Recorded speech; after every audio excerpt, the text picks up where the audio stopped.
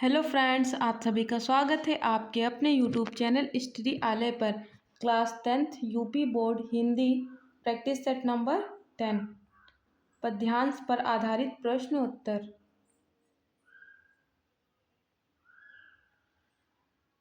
अध्याय 11, 12, 13 केदारनाथ सिंह, अशोक वाजपेयी और श्री श्याम नारायण पांडे जी, यानी कि तीनों लोगों का एक एक लेसन से है, तीनों लोगों के लेसन से। चलिए कब पढ़ते हैं पद्यांश को। छोड़ दो तो वही अंधेरे में करोड़ों तारों की आंख बचाकर वह चुपके से रच लेगी एक समूची दुनिया। एक छोटे से घोंघे में सच्चाई यह है कि तुम कहीं भी रहो, तुम्हें वर्ष के सबसे कठिन दिनों में भी प्यार करती है एक नदी। चलिए अब जितना रेखांकित है उन्हीं की व्याख्या हमें करनी है, यहाँ से यहाँ तक का, बाकी की व्याख्या हमें नहीं करनी है। चलिए प्रश्न है, प्रस्तुत पद्यांश की ससंदर्भ सहित व्याख्या कीजिए। और दूसरा है रेखांकित अंश की व्याख्या कीजिए। और एक क्वेश्चन है, छोटे से घोंघे में कौन सा अलंकार है। चलिए संदर्भ करते हैं। प्रस्तुत पंक्तियां हमारी पाठ्य पुस्तक हिंदी के काव्य खंड में संकलित नदी शीर्षक कविता से उद्धृत है। इन पंक्तियों के रचयिता केदारनाथ सिंह जी हैं। कौन है केदारनाथ सिंह। प्रसंग क्या है, इसमें किस चीज के बारे में बोला गया, तो प्रस्तुत पंक्तियों में कवि कहता है कि नदी पृथ्वी पर ही नहीं आकाश में भी विचरण करती है, अर्थात सभी स्थानों पर हमारे साथ रहती है। रेखांकित अंश की व्याख्या, कवि कहते हैं कि यदि हम सदा साथ रहने वाली नदी सभ्यता और संस्कृति को किसी अनुचित स्थान पर छोड़ दें तो वह वहाँ रुकी नहीं रहेगी, वरन विभिन्न लोगों की नज़रों से बचकर वह वहाँ भी अपनी एक नई दुनिया उसी प्रकार बसा लेगी जिस प्रकार एक छोटा सा घोंघा अपने आसपास एक सीप का निर्माण कर लेता है। क्वेश्चन का आंसर क्या है, छोटे से घोंघे में कौन सा अलंकार है, तो उपमा अलंकार है। कौन सा अलंकार है, उपमा अलंकार है। ये दूसरा गद्यांश करते हैं, एक दूसरे लेसन का है ये। युवा जंगल लेसन का नाम है। एक युवा जंगल मुझे अपनी हरी उंगलियों से बुलाता है, मेरी सिराओं में हरा रक्त बहने लगा है, आँखों में हरी पराइयाँ फिसलती हैं, कंधों पर एक हरा आकाश ठहरा है, ओठ मेरे एक हरे गान में कांपते हैं। प्रस्तुत पद्यांश का ससंदर्भ सहित व्याख्या कीजिए, रेखांकित अंश की व्याख्या कीजिए और कवि का हृदय क्यों दुखी है, इस क्वेश्चन का आंसर करिए।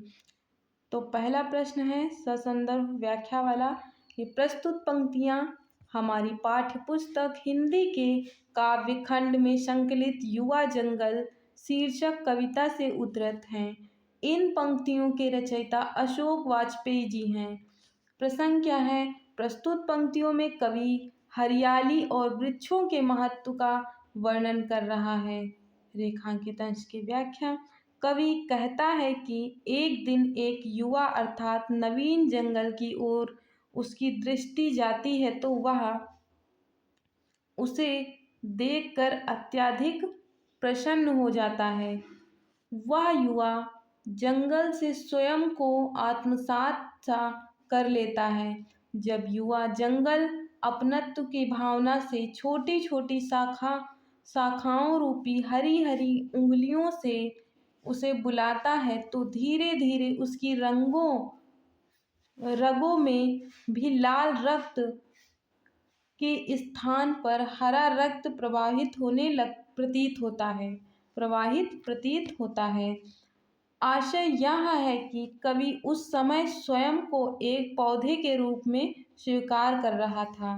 किसके रूप में, पौधे के रूप में। क्वेश्चन का आंसर करते हैं। वृक्षों के निरंतर कटाव को देखकर कवि का हृदय अत्यधिक दुखी है, क्योंकि वह चारों ओर हरियाली देखना चाहता है। अब हम एक अगला गद्यांश करते हैं, जो एक दूसरे लेसन से है। भाषा एकमात्र अनंत है। भाषा एकमात्र अनंत है। इस तरह के क्वेश्चन पेपर में वैसे इस लेसन से आते नहीं हैं, लेकिन अगर कभी बाई चांस आ गए तो आप कर ले जाओ, इसीलिए इसके बहुत ही कम हम गद्यांश करा रहे हैं। जो पहले कराए हैं वो बहुत ही इम्पॉर्टेंट हैं। इम्पॉर्टेंट ये भी हैं, आप एक झलक देख लेंगे तो हो जाएगा एग्ज़ाम में। चलिए करते हैं। फूल झरता है, फूल शब्द नहीं, बच्चा गेंद उछालता है। सदियों के पार लोकती है उसे एक बच्ची, बूढ़ा गाता है एक पद, दोहराता है दूसरा बूढ़ा। भूगोल और इतिहास से परे किसी दलान में बैठा हुआ। प्रस्तुत पद्यांश की संदर्भ सहित हिंदी में व्याख्या कीजिए। रेखांकित अंश की व्याख्या कीजिए। प्रस्तुत काव्य पंक्तियों में कौन सा अलंकार है?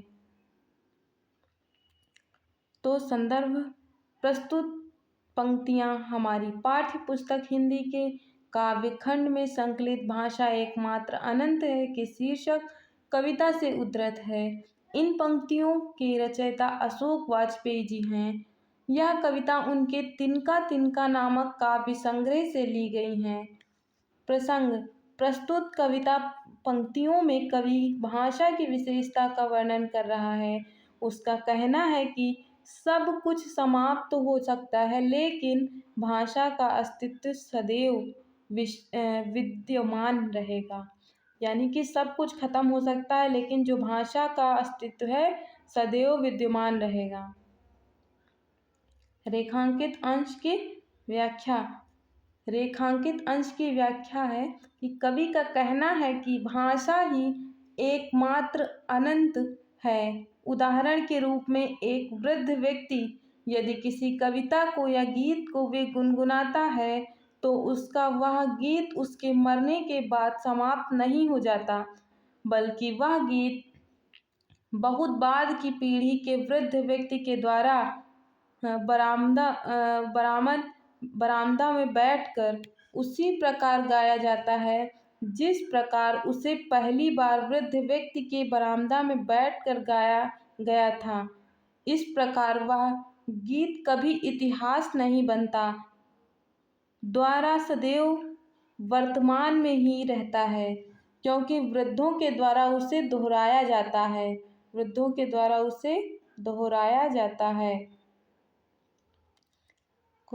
तीसरे क्वेश्चन का आंसर कर लेते हैं कि मानवीकरण अलंकार है। पूछा था ना कौन सा अलंकार है, तो मानवीकरण अलंकार है। किसमें पूछा था? हाँ, मानवीकरण अलंकार। चलिए अब एक अगला गद्यांश करते हैं। हल्दी घाटी। मेवाड़ केसरी देख रहा केवल रण का न तमाशा था, वह दौड़ दौड़ करता था रण। बहुत इम्पॉर्टेंट है, आप देखिएगा। मेवाड़ केसरी देख रहा केवल रण का न तमाशा था, वह दौड़ दौड़ करता था रण। वह मान रक्त का प्यासा था, चढ़कर चेतक पर घूम घूम करता सेना की रखवाली था। ले महामृत्यु को साथ साथ मानो प्रत्यक्ष कपाली था। संदर्भ करना है और रेखांकित अंश की व्याख्या। मेवाड़ केसरी राणा प्रताप के घोड़े का क्या नाम था? इसका आंसर।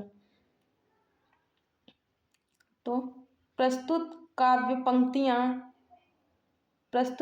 पंक्तियां हमारी पाठ्यपुस्तक हिंदी के काव्य खंड में संकलित तथा ओजस्वी वाणी की कवि श्याम नारायण पांडे द्वारा रचित हल्दी घाटी शीर्षक से उद्धृत है।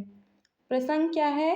प्रस्तुत काव्य पंक्तियों के माध्यम से कवि श्याम नारायण पांडे जी ने हल्दी घाटी के युद्ध भूमि में महाराणा प्रताप द्वारा दिखाए गए रण कौशल का दृष्टांत वर्णन किया है।